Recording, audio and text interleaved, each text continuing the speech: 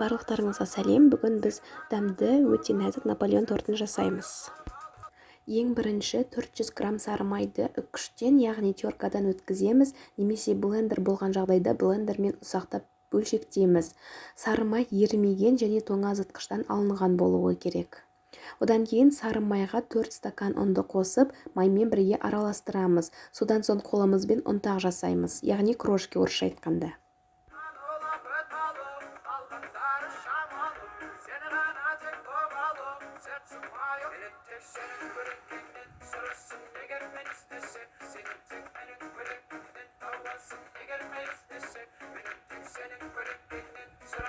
Енді оған 1 стакан салқын суды қосамыз да қамыр илейміз. Қамырды жарты сағатқа тоңазытқышқа салып қоямыз.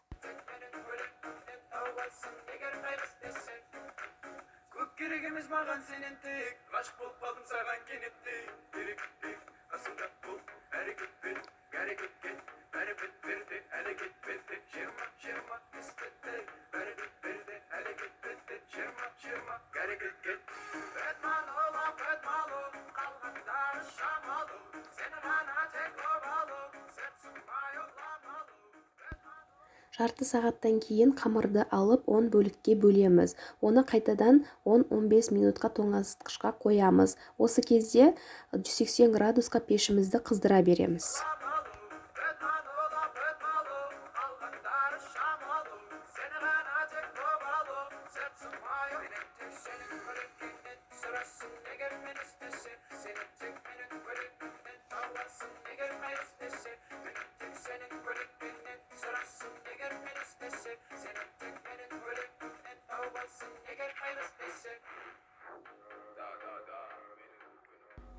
Енді пергамент қағазына ұнды сеуіп, қамырды жұқалап жаямыз.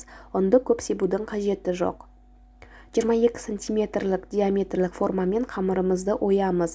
Кейін пеште қоржықтарымыз көтеріліп кетпеуі үшін оны шаңышқымен тесіп шығамыз. Ол міндетті түрде.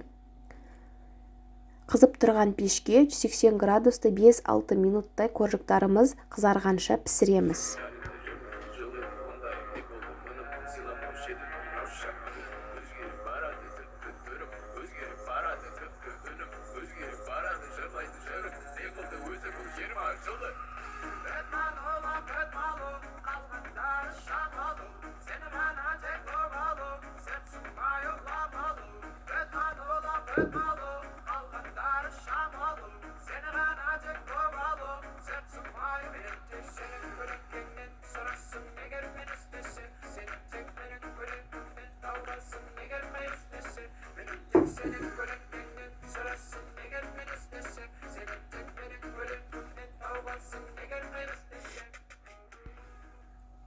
Енді тортымызға қайнатпалы крем дайындаймыз.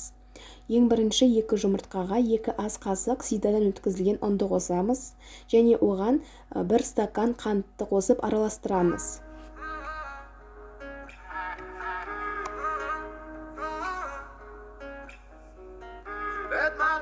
Бәтмалу, қалғандары шамалу, сені ғана тек обалу, сәртсің байыламалу.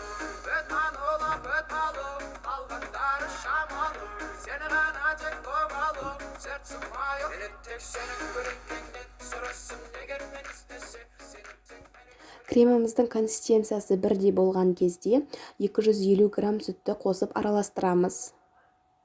Одан кейін қалған сүтімізді, яғни 250 граммын қосамыз. Оның түйіршіктері қалмауы керек.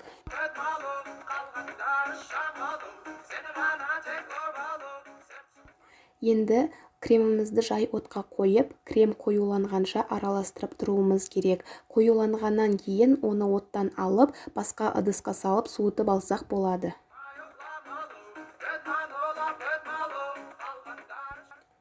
Креміміз суығаннан кейін оған бөлме температурасындағы 200 грамм сары майды қосып араластырамыз. Сары майды миксермен араластырған дұрыс. Осымен креміміз дайын.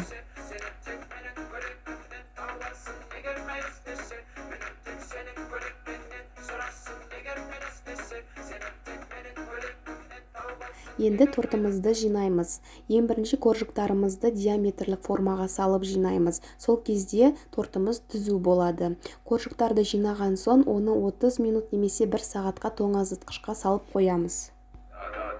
менің күнім өтіп жатыр әлі сенің жаныңда жүрмін жыл еді ондайым не болды мұным сыйламаушы едім өзгеріп барады түрім өзгеріп барады үнім өзгеріп барады жырлайды жырым не қылды өзі бұл 20 жылы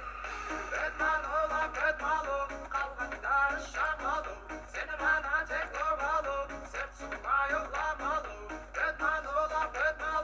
қалғандары шамалы сені ғана тек ұрмалы сыртсымай менің тек сенің көлеңкеңнен сұрасың егер мен іздесе сені тек менің көлеңкемнен тауасың егер мен іздесе менің тек сенің көлеңкеңнен сұрасың егер мен іздесе сені тек менің көлеңкемнен тауасың егер мен іздесе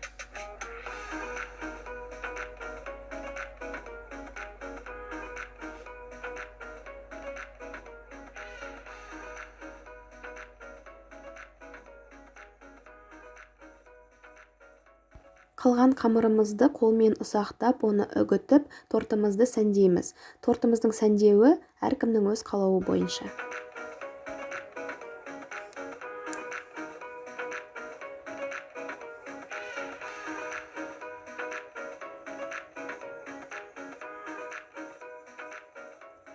Осымен тортымыз дайын, ас болсын.